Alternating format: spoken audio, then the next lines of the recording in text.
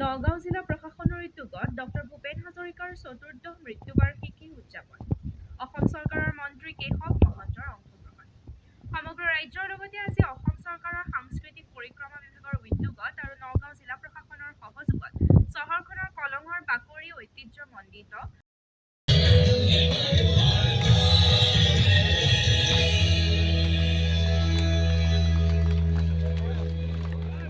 एक दुई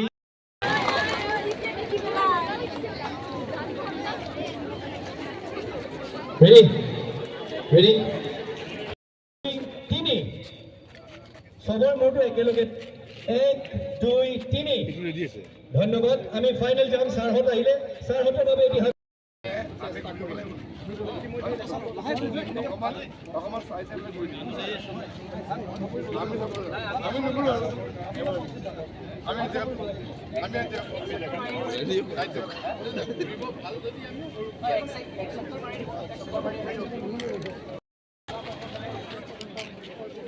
ৰেডি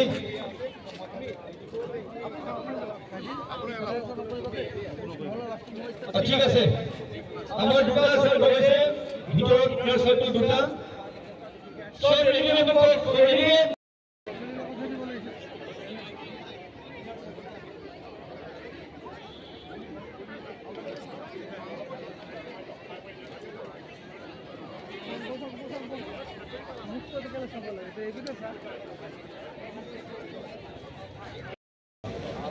সম্মানীয় মোবাইলটো কিয় মাজত আমাৰ অতি মৰমৰ মন্ত্ৰী কেশৱ মহন্ত ছাৰ সম্মানীয় স্থানীয় বিধায়ক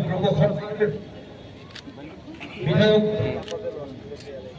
ডিব্ৰুগঞ্জ শৰ্মা ছাৰ সম্মানীয় বিধায়ক শশীকান্ত দাস ছাৰকে প্ৰমুখ কৰি পৌৰ নিগমৰ প্ৰতিগৰাকী সম্মানীয় পাৰিষদ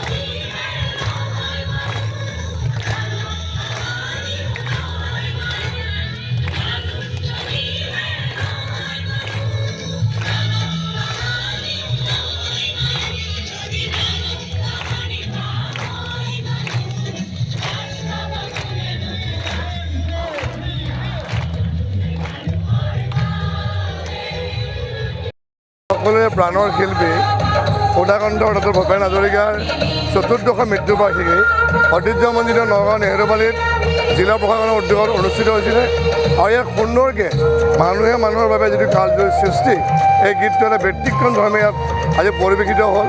মই ধন্যবাদ জনাইছোঁ।